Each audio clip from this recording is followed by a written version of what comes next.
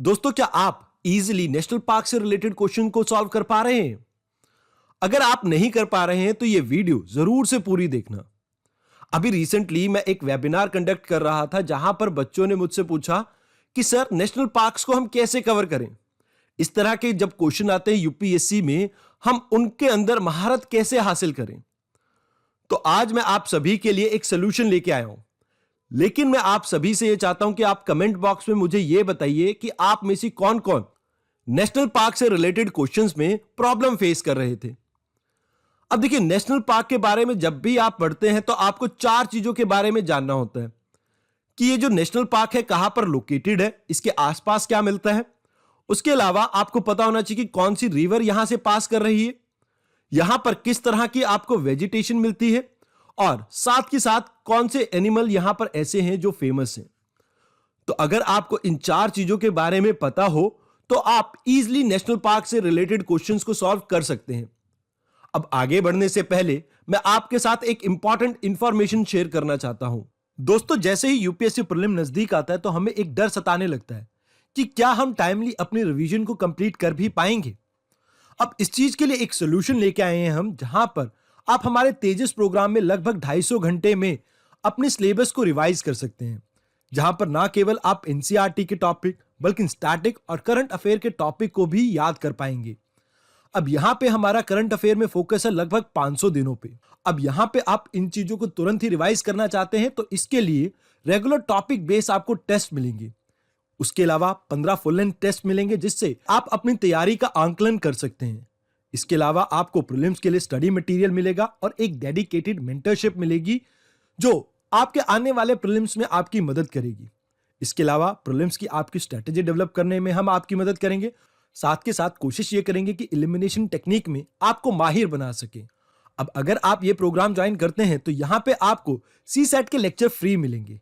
अब इस कोर्स से रिलेटेड अगर आपकी कोई क्वेरी हो तो आप लॉग इन कर सकते हैं video.onlyis.in पे जाके, या आप हमें मेल कर सकते हैं info@onlyis.com पे। उसके अलावा आप हमें कॉल भी कर सकते हैं 7007931912 पे। आइए अब शुरुआत करते हैं आज के वीडियो की। आज की इस वीडियो में हम बात करेंगे Jammu and Kashmir and Ladakh area के बारे में।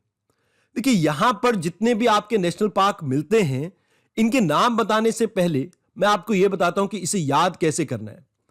दालचीनी लेने सलीम और हेमा किश्ती में काजी के पास गए। अब यहां पर दालचीनी का मतलब है दागची गाम नेशनल पार्क, सलीम का मतलब है सलीम अली नेशनल पार्क जिसे हम सिटी फॉरेस्ट भी कहते हैं, हेमा का मतलब है हेमीज नेशनल पार्क जो कि लद्दाख एरिया में है आपके, और यहां पर किश्ती का मतलब है किश्तीवार नेशनल पार्क, और काजी का मतलब है काजी नाग नेशनल पार्क। अब इन 5 नेशनल पार्क में से 4 तो आपके जम्मू एंड कश्मीर एरिया में है और एक आपका लद्दाख एरिया में है, वो है आपका हेमीज। आइए अब एक एक करके हम इन नेशनल पार्क के बारे में इंपॉर्टेंट इंफॉर्मेशन को जान लेते हैं। आइए सबसे पहले जानते हैं दागची गाम नेशनल पार्क के बारे में।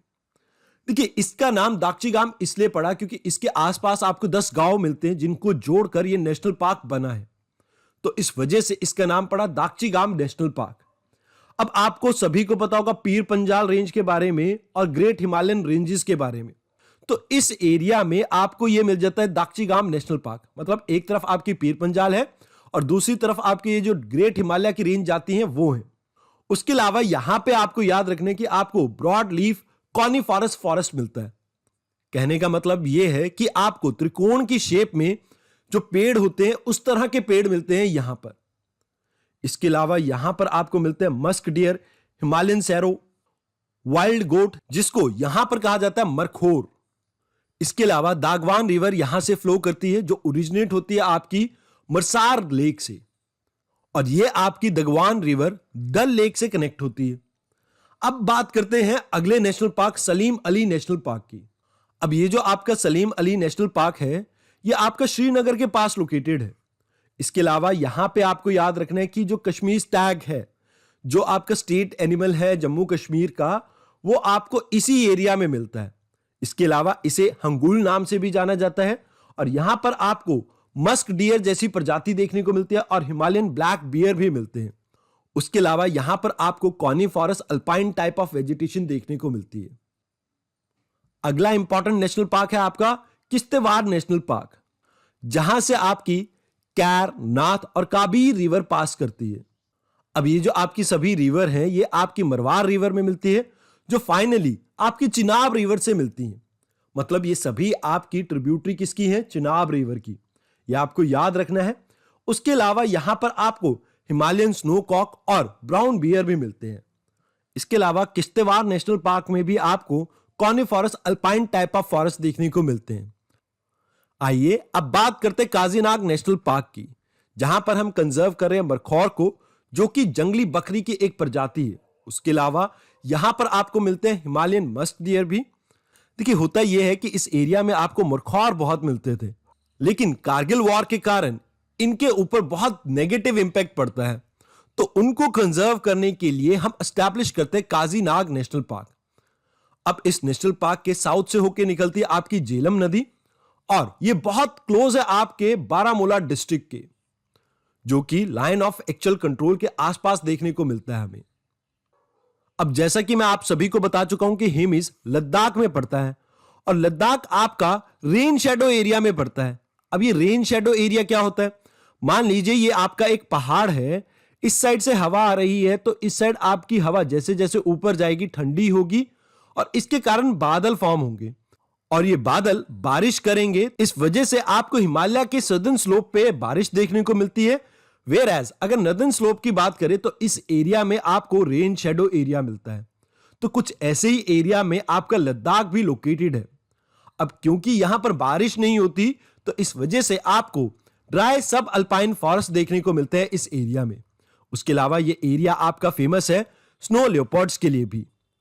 अब यहां पर एक इंपॉर्टेंट फैक्ट है आपके लिए, यह नेशनल पार्क आपकी इंडस रिवर के साउथ में सिचुएटेड है, यानी कि इसके नॉर्थ से आपकी इंडस रिवर फ्लो करती है। उसके अलावा एक बात जो आपको याद रखनी है वो ये है कि यह इकलौता आपका नेशनल पार्क है जो हिमालयाज के नॉर्थ में है। मतलब आपको यह ट्रांस हिमालयाज वाले एरिया में देखने को मिलता है। आज की वीडियो में इतना ही। धन्यवाद।